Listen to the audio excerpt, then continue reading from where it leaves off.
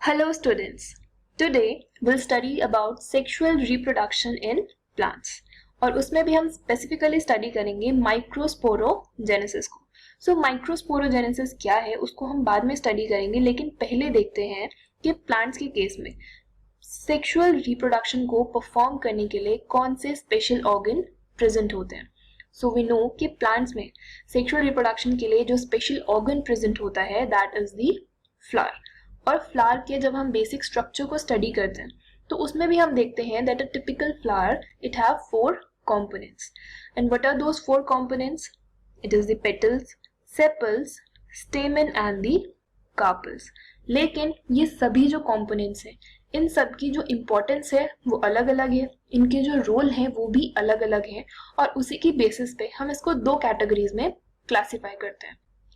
Like अगर हम बात करें petals and sepals की, so they are the non-reproductive parts, which means कि इन पार्ट्स का, पेटल का और सेपल का रिप्रोडक्शन में डायरेक्ट रोल हमें देखने को नहीं मिलता है। On the other hand, if we talk about stamen and carpels, so they are the reproductive parts. Why? Because they are involved in the sexual reproduction directly. अब हम बात करें कि प्लांट्स में सेक्सुअल रिप्रोडक्शन जो है उसके लिए फ्लावर रिस्पॉन्सिबल होता है, बट सेक्सुअल रिप्रोडक्शन का जो सबसे मेन कैरेक्टर है वो क्या होता है? वो ये होता है कि उसमें 2 गैमीट्स का फ्यूजन होता है। तो एक होता है हमारा मेल गैमीट और उसका फ्यूजन हो जाता है विद द फीमेल गैमीट जब दोनों के बीच में फर्टिलाइजेशन होता है और फर्दर इस फ्यूजन की वजह से बनता है जाइगोट। तो यह है हमारा मेन क्लासिफाइंग फीचर जिसके बेसिस पे हम बोलते हैं कि सेक्सुअल रिप्रोडक्शन परफॉर्म हो रहा है। अब जब हम फ्लावर की बात कर रहे हैं तो उसमें हम ये 4 कंपोनेंट्स को स्टडी कर रहे हैं। एक हो गया हमारा सेपल जो आउटर मोस्ट है, उसके बाद प्रेजेंट होते हैं पेटल्स, फर्दर है स्टेमिन एंड दी पिस्टल, जो कि पिस्टल को हम क्या बोलते हैं, साथ में हम इसको कार्पल्स भी बोलते हैं।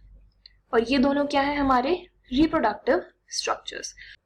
सो आगे बढ़ने से पहले हम फ्लावर के इन पार्ट्स का एक ओवरव्यू ले लेते हैं। तो उसमें हमारा सबसे पहला जो पार्ट है वो आता है पेटल्स।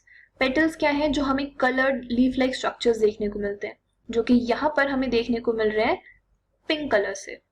सो पेटल्स क्या होते हैं? दे कंटेन दी सेंट, यानी कि उसमें फ्रेग्रेंस प्रेजेंट होती है और साथ के साथ उसमें प्रेजेंट होती हैं नेक्टर ग्लैंड्स। अब जो सेंट है और नेक्टर ग्लैंड्स हैं इनका रोल क्या होता है? इनका बेसिकली रोल होता है to attract the pollinators. Pollinators क्या होते हैं? पॉलिनेटर्स हमारे इंसेक्ट्स हो सकते हैं, बीज हुई, फ्लाइज हुई, और वो बेसिकली क्या करती हैं? वो पॉलन ग्रेन के ट्रांसफर में हेल्प करते हैं सो दैट फर्टिलाइजेशन हो सके।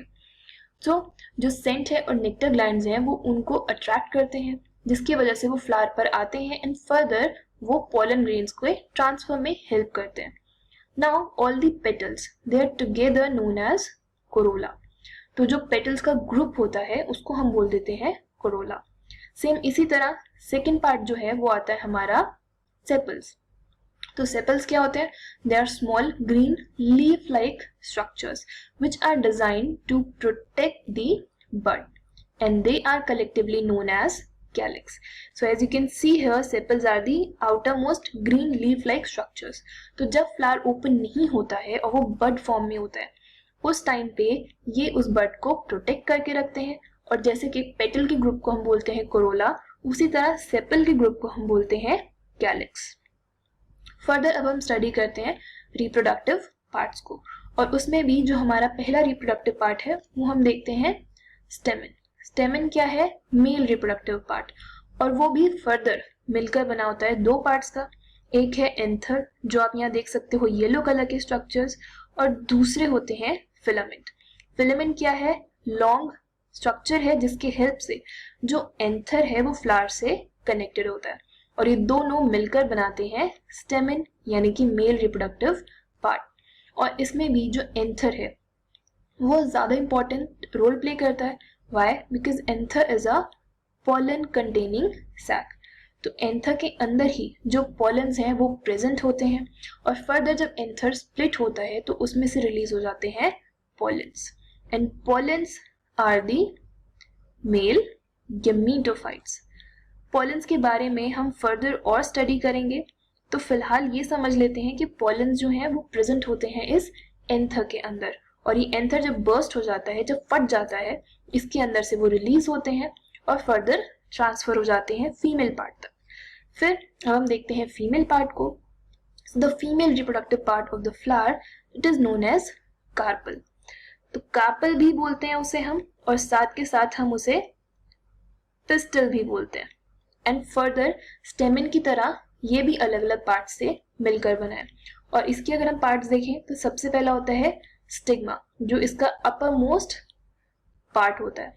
उसके बाद प्रेजेंट होता है स्टाइल, जो कि एक लॉन्ग ट्यूब लाइक स्ट्रक्चर है, और एंड में प्रेजेंट होती है ओवरी, जो कि स्वोलन सा स्ट्रक्चर होता है. इसके साथ साथ उसके अंदर प्रेजेंट होता है ओव्यूल.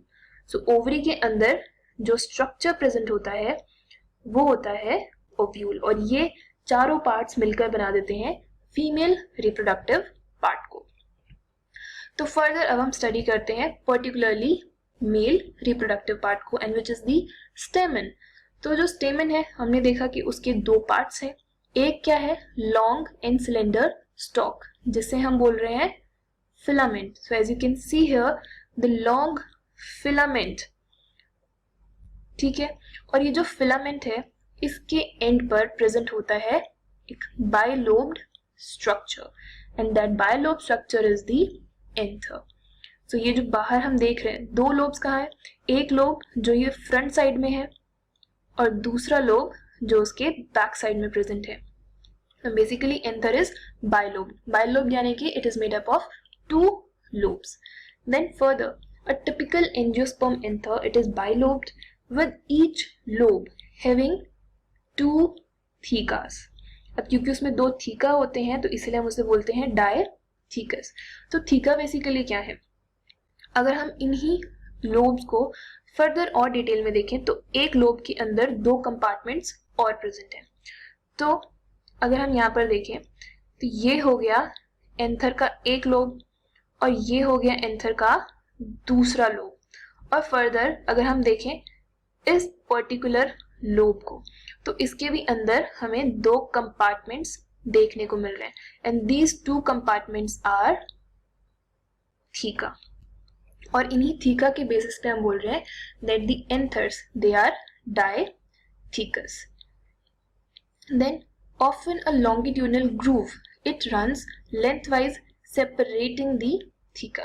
तो as you can see here ये दो थीका है और इनको सेपरेट कर रही है ये longitudinal groove. Now the anther, it is a four sided यानी कि tetragonal structure which consisting of four microsporangia located at the corners, two in each lobe. So ये दो लोब्स हैं, एक हमारा ये वाला लोब हुआ और दूसरा हमारा ये वाला लोब हुआ. अब हर एक लोब के अंदर प्रेजेंट होते हैं माइक्रोस्पोरेंजिया. सो बेसिकली जो हम थीका बोल रहे हैं यहाँ पर अंदर प्रेजेंट होते हैं हमारे दो माइक्रोस्पोरेंजियाज, और उन्हीं माइक्रोस्पोरेंजियाज की वजह से जो बल्ज क्रिएट हो रहा है उसको हम थीका बोल रहे हैं. Now the microsporangia, they develop further and they become pollen sacs. यही माइक्रोस्पोरेंजियाज जब फर्दर डेवलप होते हैं सो दे मेक पोलन सैक्स. पोलन सैक्स यानी कि ऐसे सैक्स जिनके अंदर पोलन ग्रेन्स प्रेजेंट होते हैं, and they extend longitudinally all through the length of an anther and they are packed with pollen grains. तो बेसिकली ये जो हमें कंपार्टमेंट देखने को मिल रहा है, ये कैविटी जो है ये through out the length of anther present होती है. और फर्दर अब हम देखते हैं माइक्रोस्पोरेंजियम के स्ट्रक्चर को.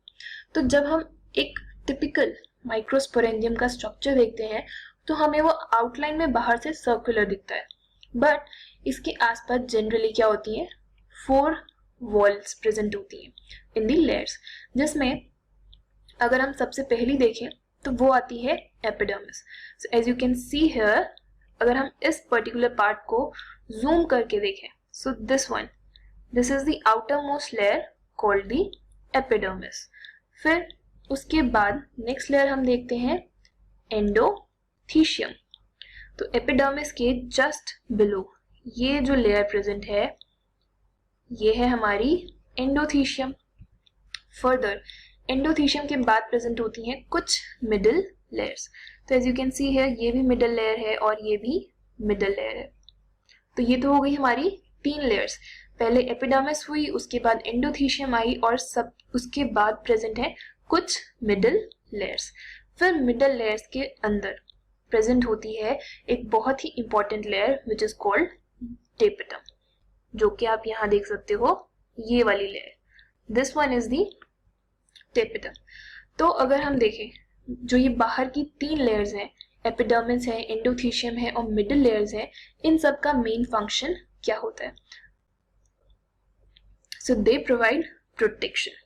वो बेसिकली प्रोटेक्शन प्रोवाइड करती हैं और डेहिसेंस में हेल्प करती है। डेहिसेंस किसका? एंथर का। यानी कि जो एंथर है वो जब बर्स्ट होता है उसी को हम बोलते हैं डेहिसेंस, और जब तक वो बर्स्ट नहीं होगा जो अंदर पॉलन ग्रेन्स हैं वो भी रिलीज नहीं हो पाएंगे। तो इसीलिए उसका डेहिसेंस होना जरूरी है और तभी पॉलन ग्रेन्स जो है वो बाहर रिलीज होते हैं। और ये जो इम्पोर्टेंट फंक्शन है इसको परफॉर्म करती हैं ये आउटर 3 लेयर्स। फिर जो इनर मोस्ट लेयर है विच इज दी टेपिटम, उसका काम क्या है? उसका एक बहुत ही इंपॉर्टेंट फंक्शन है which is that it nourishes the developing pollen grains. तो अंदर जो पॉलन ग्रेन्स डेवलप होंगे इस कैविटी में, उनको जो नरिशमेंट है वो प्रोवाइड करवाता है ये layer which is called tapetum. तो टेपिटम को ही अगर हम और फर्दर स्टडी करें so it is the inner most layer, जैसा कि हमने अभी देखा। और इसका क्या काम है? That it nourishes the developing pollen grains. But अगर हम टेपिटम के स्ट्रक्चर को देखें तो टेपिटम के जो सेल्स हैं they possess dense cytoplasm and generally they have more than one nucleus। तो जो सेल्स हैं टेपिटम के, टेपिटम कहाँ प्रेजेंट होगी? यहाँ जो इनर मोस्ट लेयर हमारी प्रेजेंट होगी। तो इसके बारे में हम बात करें कि इसके जो सेल्स हैं उनके अंदर जो साइटोप्लाज्म है वो काफी डेंस होता है और साथ के साथ उसमें जो न्यूक्लियस है वो भी एक से ज्यादा होता है। लेकिन अब सेल के अंदर एक से ज्यादा न्यूक्लियस कैसे आएगा? तो यूजुअली वो कैसे हो सकता है? तो जैसे कि ये हमारा एक सेल था और ये इसके अंदर न्यूक्लियस प्रेजेंट था। अब इसमें हुआ डिवीजन, जो न्यूक्लियस था वो क्या होगा? वो डिवाइड होगा और उसकी वजह से बनते हैं अब 2 न्यूक्लियस। अब इसके बाद यूजुअली क्या होता है? इसके बाद यूजुअली जो हम स्टेप देखते हैं इट इज साइटोकाइनेसिस। साइटोकाइनेसिस क्या होता है कि जो साइटोप्लाज्म है वो भी डिवाइड होता है और सेल कुछ इस तरह से 2 पार्ट्स में डिवाइड हो जाता है। बट यहाँ पर क्या होता है कि जो साइटोकाइनेसिस का स्टेप है वो परफॉर्म नहीं होता, और जब साइटोकाइनेसिस नहीं हुआ तो उसकी वजह से क्या हुआ? जो सेल था वो हमारा इसी स्टेज में रह गया। तो यानी कि जो सेल है अब उसके अंदर एक से ज्यादा न्यूक्लियस है। और इसी तरह अगर एक और डिवीजन हो जाए तो इस सेल में कितने न्यूक्लियस हो जाएंगे? तो इसमें हो जाएंगे हमारे 4 न्यूक्लियस। एंड अगेन साइटोकाइनेसिस नहीं हुआ तो ये जो न्यूक्लियर है ये सेपरेट भी नहीं होंगे। So this is the reason कि जो सेल्स हैं टेपिटम के उनमें एक से ज्यादा न्यूक्लियस प्रेजेंट होता है।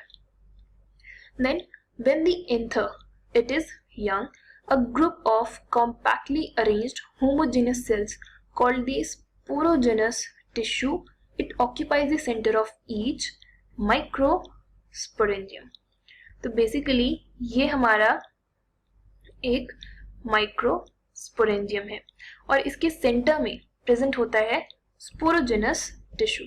जैसे कि हम यहाँ इस डायग्राम में भी देख सकते हैं कि ये जो सेंटर में जो मास प्रेजेंट है ये होता है हमारा स्पोरोजेनस टिश्यू। तो ये प्रेजेंट कहाँ है? माइक्रोस्पोरेंजियम के सेंटर में प्रेजेंट होता है। बट कब की बात करें हम? जब एंथर यंग होता है, मेच्योर नहीं होता है। और ये जो डायग्राम हम नीचे देख रहे हैं यहाँ पर हमारा जो एंथर है वो मेच्योर हो चुका है और साथ के साथ उसमें हम क्या देख रहे हैं कि उसमें डेहिसेंस भी हो चुका है। यहाँ से वो रप्चर हो चुका है, जहां से पॉलन ग्रेन्स अब बाहर रिलीज हो सकते हैं। ऑलराइट, तो स्पोरोजेनस टिश्यू कब प्रेजेंट होता है? जब एंथर यंग होता है। Then the tapetum, it is found between the anther wall and the sporogenous tissue. कैसे? अगर हम अगेन इसी डायग्राम में देखें तो टेपिटम कहाँ प्रेजेंट है? ये है हमारी टेपिटम, तो ये प्रेजेंट है एंथर वॉल के और स्पोरोजेनस टिश्यू के बीच में। ऑलराइट, तो अब ये जो पॉइंट हम देख रहे हैं जहां से जो एंथर है वो बर्स्ट हो रहा है, उसको हम बोलते हैं स्टोमियम। और स्टोमियम बेसिकली क्या है? It is the region of anther where the dehiscence occurs. Now, inside each microsporangium, several thousand of microspores or the pollen grains are formed that are released with the dehiscence of anther. तो हर एक microspore के अंदर, आप microsporangium के अंदर हम देख रहे हैं कि thousands of microspores प्रेजेंट होते हैं, और जब एंथर का डेसेंस होता है, वो बर्स्ट होता है, तो ये सब थ्रू दी स्टोमियम रप्चर हो जाता है और बाहर ये पॉलन ग्रेन्स रिलीज हो जाते हैं। देन ये तो हमने देखा स्ट्रक्चर माइक्रोस्पोरेंजियम का।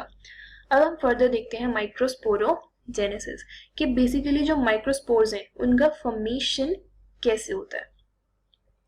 Now as the anther develops, तो जब हमारा एंथर मेच्योर हो जाता है तब क्या होता है? The cells of the sporogenous tissue they undergo meiotic divisions. हम देख रहे थे जो सेंटर में मास प्रेजेंट था जिसको हम स्पोरोजेनस टिश्यू बोलते हैं, उसमें क्या होती है? Meiotic divisions.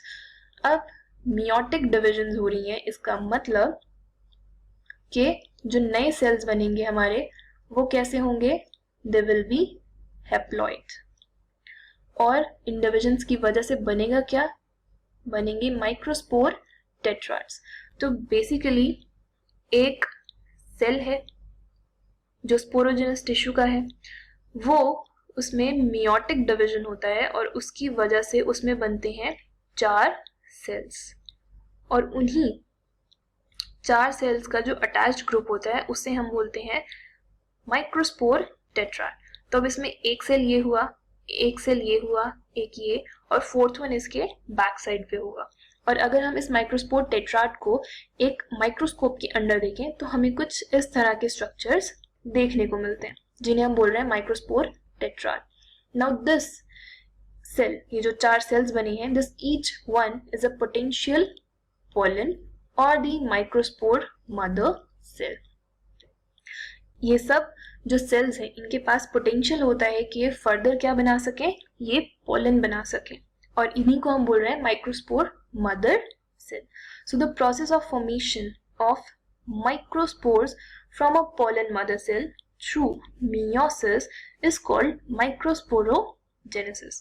तो माइक्रोस्पोरोजेनेसिस क्या है? हमारा ऐसा प्रोसेस जिसमें पोलन मदर सेल जो है वो डिवाइड होता है और उसकी वजह से बनते हैं microspores. Now the microspores as they are formed, they are arranged in a cluster of 4 cells जिसे हम बोल रहे हैं microspore tetrad, and as the anthers mature they dehydrate. Dehydrate का मतलब they lose water. अब क्योंकि वो वाटर लूज कर देते हैं जिसकी वजह से जो माइक्रोस्पोर्स हैं they all dissociate from each other and then further they develop into the pollen grains. तो जो माइक्रोस्पोर्स हैं वो फर्दर डेवलप हो जाते हैं pollen grains में।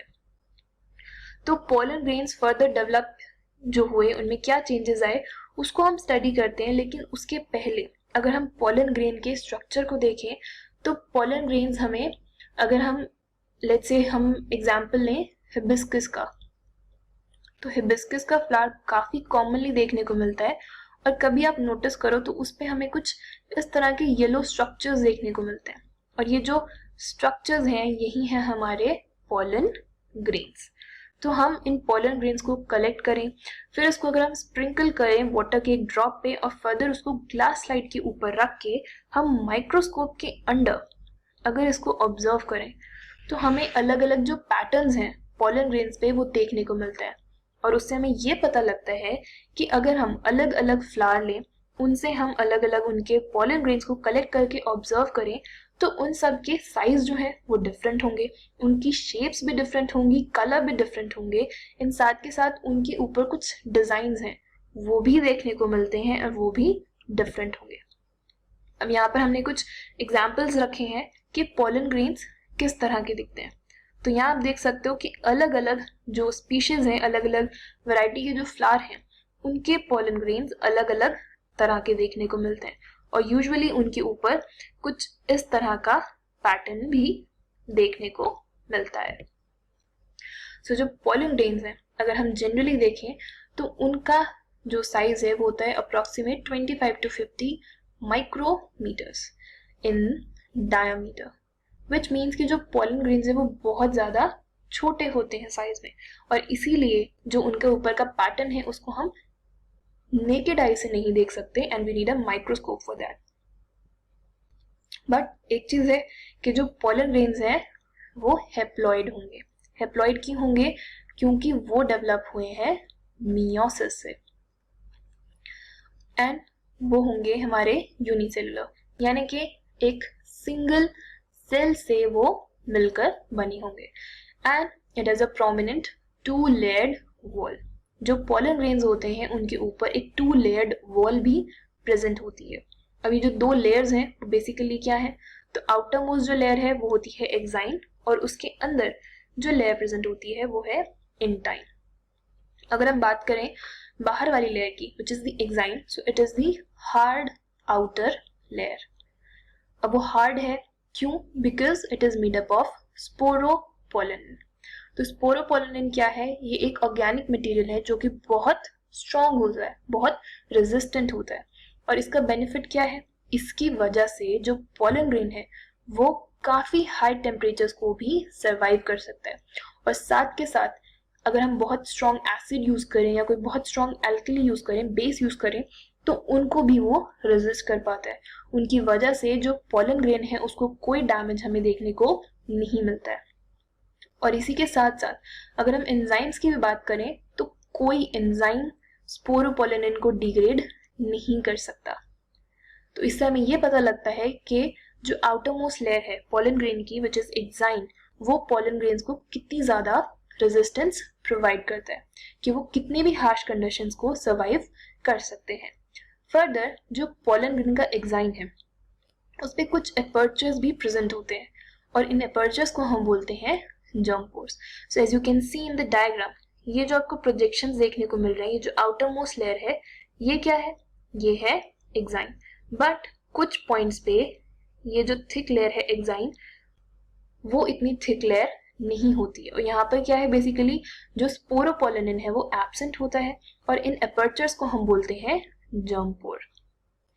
और जर्म पोर का काम क्या है? Germ pore plays an important function in plant fertilization. कैसे? Because it assist in the creation of pollen tube and it releases the male gametes during fertilization. तो जब फर्टिलाइजेशन होता है उस टाइम पे जो अंदर मेल गैमीट प्रेजेंट है उसको बाहर जाना होता है टू दी फीमेल गैमीट, और वो कैसे जाता है? वो यहाँ से डेवलप होती है एक पॉलन ट्यूब, उसके थ्रू वो फीमेल गैमीट तक ट्रांसफर हो पाता है।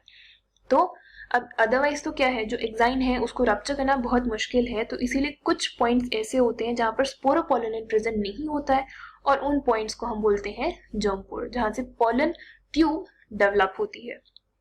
और जैसा कि हमने स्टडी किया कि पॉलन ग्रेन के आसपास जो ये थिक लेयर है एक्साइन है वो कितनी ज्यादा रेजिस्टेंट है, इसी की वजह से जो पॉलन ग्रेन्स है they are well preserved as the fossils because of the presence of sporopollenin.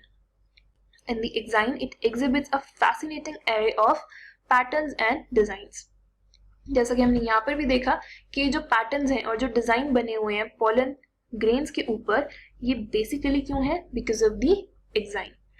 और इस एक्साइन की वजह से ही सालों साल जो पॉलन ग्रेन्स हैं वो अच्छे से प्रिजर्व रहते हैं और इसीलिए हमें बहुत से पॉलन ग्रेन्स एज फॉसिल्स भी देखने को मिले हैं। फिर ये तो हुई बात एक्साइन की। फर्दर हम देखते हैं उसकी inner layer which is the intine. So intine क्या है? इनर लेयर है और ये काफी थिन होती है और एक कॉन्टिन्यूस लेयर है जो मिलकर बनी हुई है किसकी, सेलुलोज की और पेक्टिन की। तो एक्साइन के जस्ट बिलो अंदर प्रेजेंट होती है ये इंटाइन। तो अब हम फर्दर क्या देखेंगे कि जब पोलन ग्रेन है वो मैच्योर हो गया तो उसके अंदर दो सेल्स होते हैं। दो सेल्स कौन से होते हैं, एक होता है हमारा वेजिटेटिव सेल और दूसरा होता है जेनरेटिव सेल। तो अभी तक तो हमने क्या देखा था पोलन ग्रेन के स्ट्रक्चर को कि वो एक सिंगल सेल है और उसके अंदर एक सिंगल न्यूक्लियस प्रेजेंट होता है। बट फर्दर क्या होता है, ये जो न्यूक्लियस है इसमें होती है एसिमेट्रिक डिवीजन। एसिमेट्रिक यानी कि इसकी वजह से जो दो सेल्स बन रहे हैं वो अनइक्वल होते हैं। और उसमें भी क्या होता है, जो बड़ा सेल बनता है वो होता है वेजिटेटिव सेल और जो छोटा सेल बनता है it is called the generative cell. So the vegetative cell is the bigger one and it has abundant food reserve। तो वो बड़ा क्यों है, क्योंकि उसके पास बहुत सारा फूड जो है वो रिजर्व्ड फॉर्म में प्रेजेंट होता है। और साथ के साथ उसका जो न्यूक्लियस है it is also irregular in the shape. और जो सेकेंड सेल है वो होता है जेनरेटिव सेल।